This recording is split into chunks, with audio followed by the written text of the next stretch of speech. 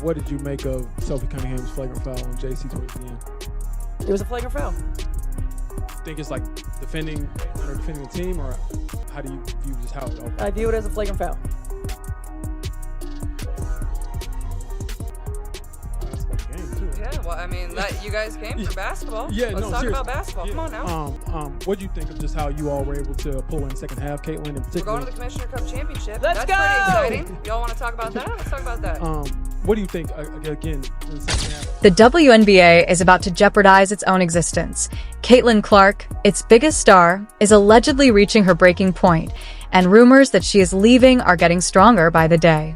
This goes beyond simple rookie hazing.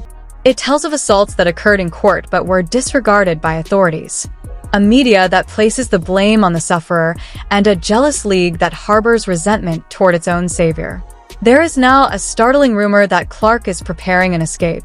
A bold power move that might reveal the WNBA's worst weaknesses and leave the league vying for the same attention she provided on her own. WNBA record. This is her second season. And you put the numbers together, that's like 10 seasons. That girl did it in 10 seasons. That means she had won a season. Caitlin Clark is... when Caitlin Clark gets to 10 seasons, she's going to have 100 of these. And y'all can't get a girl her roses. Now, I don't like the fact that she be getting woke because she don't want all these lesbians to be mad at. But at the end of the day, is the woman putting in the work, she's putting in the work. You must first comprehend the enormity of her influence in order to comprehend why leaving is even an option. Not only do the numbers convey a tale, they shout it from the rooftops. The WNBA was a specialized league vying for viewers' attention prior to Caitlin Clark. It changed to appointment television once she arrived. We are discussing a one-woman plan for economic stimulus. Suddenly, arenas that had previously had seas of empty seats were packed out, not only in Indiana, where she was born, but in every city she went to. In order to accommodate the influx of fans who came to watch her play, rival teams rescheduled their games to bigger NBA stadiums. The ideal screen. This is all going according to plan. This is ideal. Caitlin Clark is holding up her end by being awesome and by being a trash-talking jerk on the court. Love it. Her teammates are holding up their end by having her back. The other players in the league are holding up their end by not liking her. Perfect. Couldn't have written a better script. Caitlin is talking trash to this girl's hard fouling her. Her teammate Sophie Cunningham, who got a black belt in Taekwondo at the age of 6, she's like, I will F you guys up. All of it's great, and Caitlin's a killer. 10 out of 10. When her jersey was released, it sold more than any other athlete's in any sport. Her brief injury layoff was the most damning piece of evidence, yet the league's viewership on major networks surged by triple-digit percentages. Instantly, the WNBA's viewership fell by an incredible 55%. Give that some thought. More than half of the league's broadcast viewership disappears when one player misses a game. This wasn't a cooperative person. She was the only one in the market, paying the salaries of the very players who appear to be upset with her and financing her own resistance. Caitlin Clark is driving the WNBA insane. It's to the point that she may need to step away from the WNBA, have a billionaire come in that has the money to prove a point, and say, Caitlin, I'll pay you $50 million just to see if the WNBA can make it without you. Let's go create a complete different league and expose the hell out of the WNBA just to embarrass this Angel Reese girl that Jameel Hill just said she could go down as a Michael Jordan of WNBA. Yes, but her entrance into the league felt more like a back alley ambush than a red carpet, despite all the money and publicity she brought in. It soon became evident that the opposition had a single main defensive tactic: observe the extent of the physical punishment she could withstand before breaking. It was more than simply physical basketball. The advertising was specifically targeted. Hip checks, off-ball shvees, and forceful closeouts that bordered on blatant assault were all highlights of every game.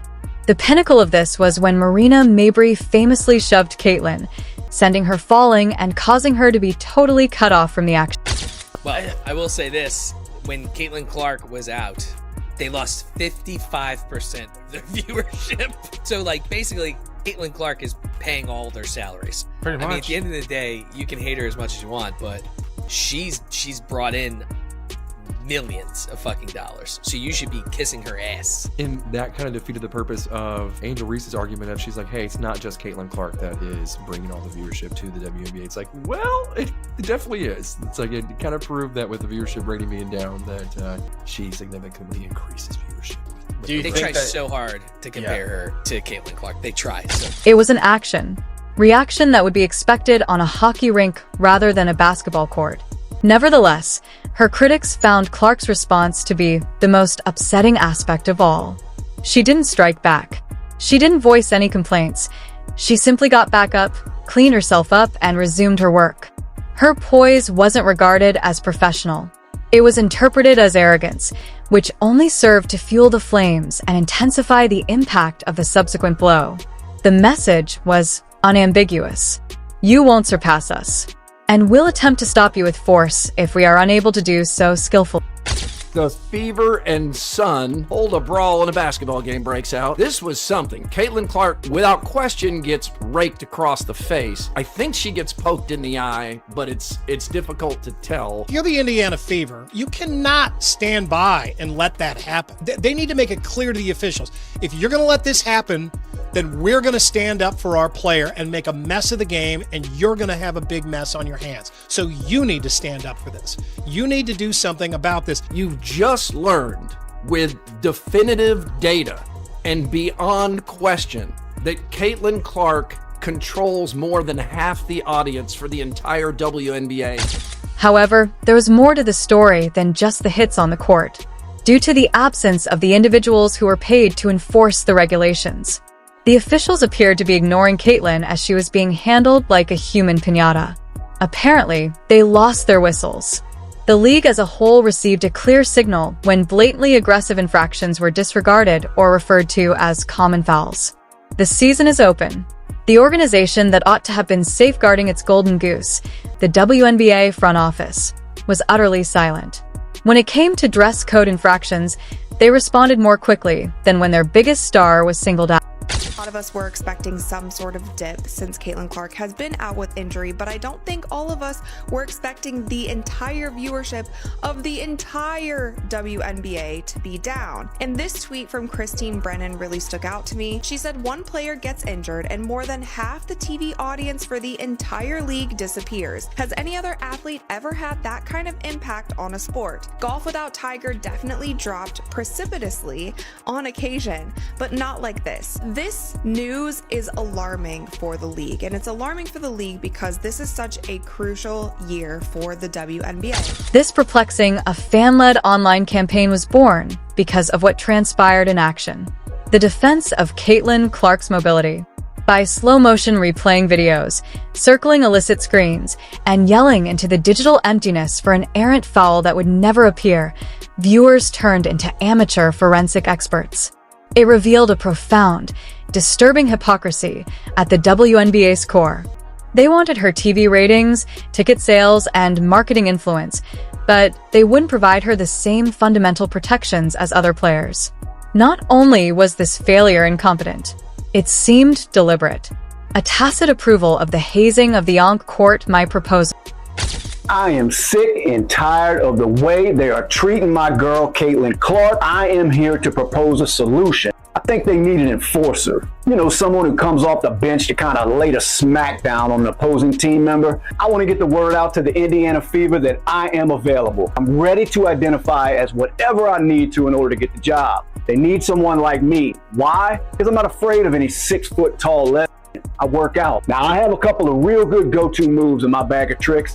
As if things couldn't get any more ridiculous, the media jumped in and placed the blame on the victim. Rather of pointing out the risky plays, talking heads and sports experts started to develop a weird narrative. They maintained that Caitlin was to blame for the aggressiveness.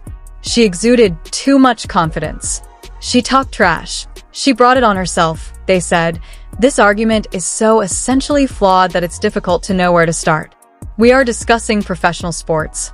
A society based on psychological warfare, rivalry, and ego. One of the greatest trash talkers ever was Michael Jordan. Before the game even began, Larry Bird made a living by psychologically demolishing opponents. Oh, it's this shit I don't like. A snitch, nigga, it's that shit I don't like. You know, they get into it a bit here. Lexi Hall now gets it. Oh, bitch, nigga. Sheldon's face. Caitlin Clark hits the deck. Sneak, besides, that's that shit I don't like. Sheldon and Cunningham are getting into it. A snitch, nigga, that's that shit I don't like. Caitlin Clark with a few words with JC shot it. Their pranks are praised, preserved as a component of their rivalry. However, Caitlin Clark is suddenly breaking an unspoken taboo that could result in bodily punishment when she does it. Fans were furious to witness this obvious double standard. Commentators would go to great lengths to defend a violent shove, examining Caitlin's stance or demeanor as though she were requesting it in some way.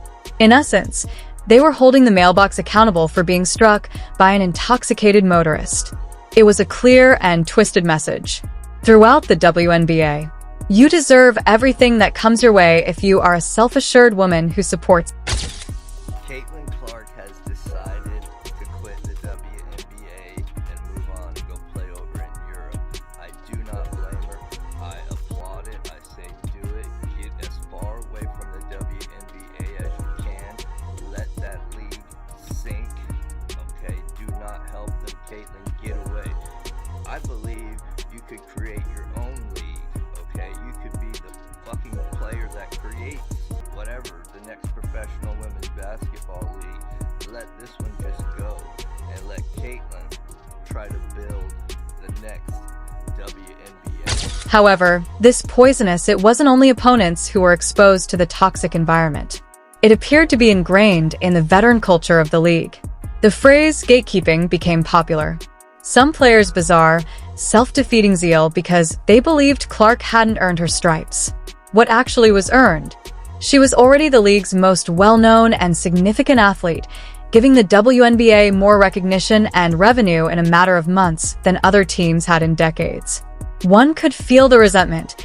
Players who had spent years battling for prominence were abruptly cast as supporting roles in the Caitlin Clark series, and they weren't happy about it. Although the rivalry with Angel Reese and others was frequently brought up, it was only one sign of a far more serious illness. A group of players appeared more focused on putting the new star in her place than taking advantage of the once-in-a-generation chance she offered, resulting in a league-wide identity crisis. They were too preoccupied with identifying the queen of the court to see that, in her absence, the entire country was in danger of disintegrating. Grindr, Brit. I want to get your opinion because it's been a minute on this Angel Reese, Caitlin Clark stuff that's been going on. Brittany Griner a couple weeks ago in a video says trash effing white girl when she was playing Caitlin Clark. What's your just kind of 30,000 foot view of this? There is not an organization more dedicated and committed to self-imploding than the WNBA. The WNBA was like handed the golden egg that is Caitlin Clark. Yeah. And they have done everything to just self-destruct. Yeah. Whether it's these totally crazy like racial investigations that have been proven a hoax. This leads us back to the unimaginable rumor that she might go. This is the point at which the narrative intriguingly shifts from one of abuse to one of ultimate retribution. Speculative experts and fans have proposed two primary options. The European escape comes first. She might land a multi-million-dollar deal in a country where female basketball players are frequently accorded greater dignity and respect. She would receive a good salary, have league protection, and be free to play basketball without being bothered by the WNBA's political infighting and high school drama. The billionaire's gambit, the second possibility, is considerably more dramatic. According to the argument, a wealthy investor who notices the WNBA's self-defeating behavior would make Clark an unexpected offer. If you can sit out and demonstrate that the WNBA cannot function without you, I'll pay you $50 million. Better yet, they might use Clark as the face of a brand new rival league. In the history of contemporary sports, it would be the most revolutionary move. A direct confrontation that would reveal the WNBA's vulnerability and possibly turn its wreckage into a new empire display. Turn on all notifications, like, and subscribe to ensure you don't miss anything. After you click the video on the screen, we'll talk in the next.